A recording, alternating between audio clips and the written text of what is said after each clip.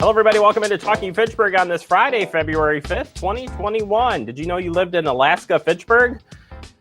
Because that's what it feels like outside. Holy moly, that's some cold air out there, and we're glad you're tuning in on a frozen tundra Friday because it's just bitterly cold. And it's going to be cold for a while, as we've been hearing now for a while, and here we are. And what was looking like 1 week now is looking like 2 weeks of cold temperatures. So I should have came on with like hats, gloves, the whole like get up and just keep, putting the layers on. But we'll save that for Monday's show. Yeah, it's going to be cold out there. And we're going to talk about that on today's show. As we keep sharing some safety tips with cold weather. So that'll be coming up here in just a little bit of time. Plus, we're going to be talking about talking with the Fitchburg Public Library and all of the great things that are happening there. Do you like the daughter in the background? Hey, you just keep going.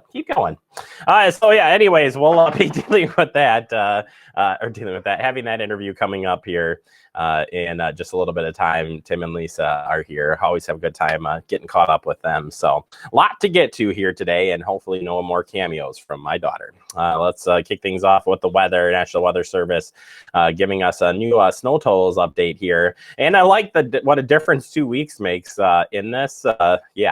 We were looking at January 22nd, 4 to 6 inches of snow was the estimated depth there. Now, where are we sitting at? Is that 14? That's a lot of snow, folks. We've seen a lot of snow. And I cut a path between my neighbor's house and mine last night. And it's like 16 inches.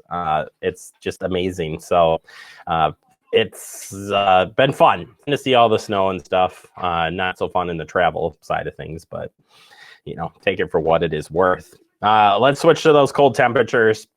And it's going to be a cold one out there. And we got to be thinking about frostbite and hypothermia, right? Typically on the fingers, toes, nose, and ears. So if you're outside doing any extended shoveling, sports, whatever, cover up the digits, cover up the nose, ears. Anything that's exposed skin definitely can get frostbite on it. And know the signs of it too in hypothermia.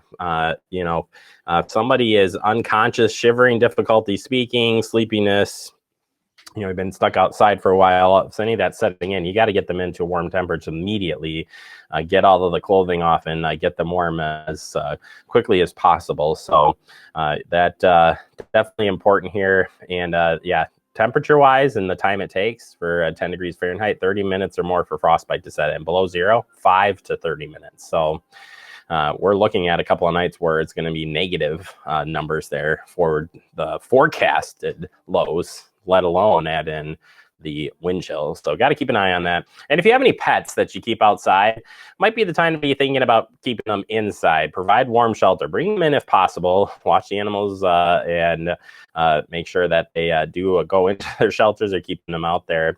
And that's a huge thing. Check their paws too on the salt on the sidewalks and driveways. Make sure that those don't go in there.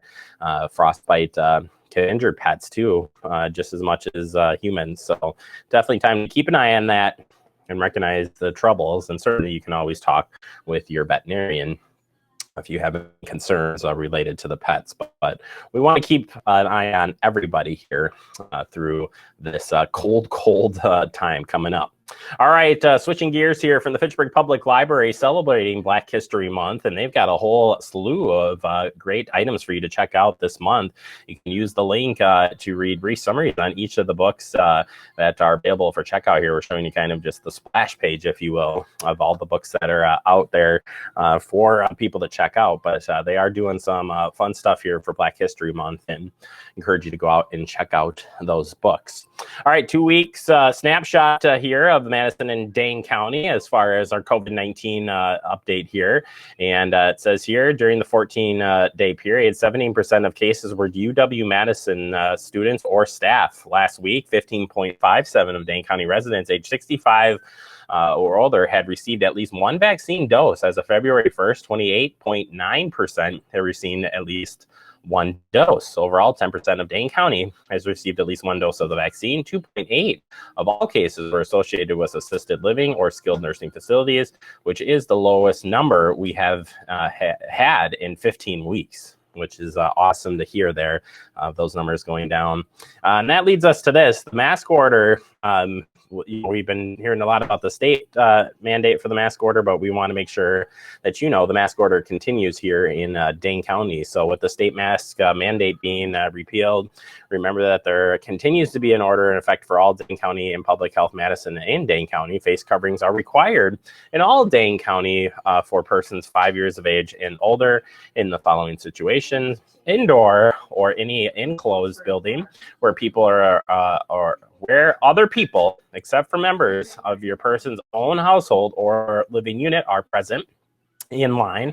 Enter any enclosed building, driving or riding in a vehicle where the people, except for the members of the person's own household or living unit, are present, and any other confined space other than the public where individuals congregate where other people, except of the members of your person's owns household or living unit, are present, including but not limited to outdoor taverns, outdoor restaurants, outdoor park structures. If you got any questions or need, want to read up on this a little bit more, go to publichealthmdc.com and you can get the latest information, and we'll keep you up to date if anything changes here in Dane County.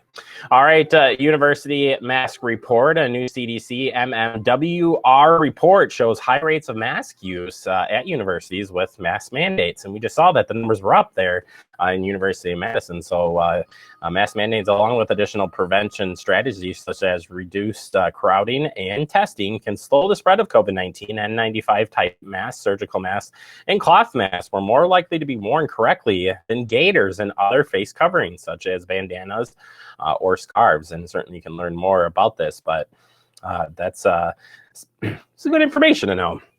Especially you got young, got kids in college here, something that you definitely can keep up on.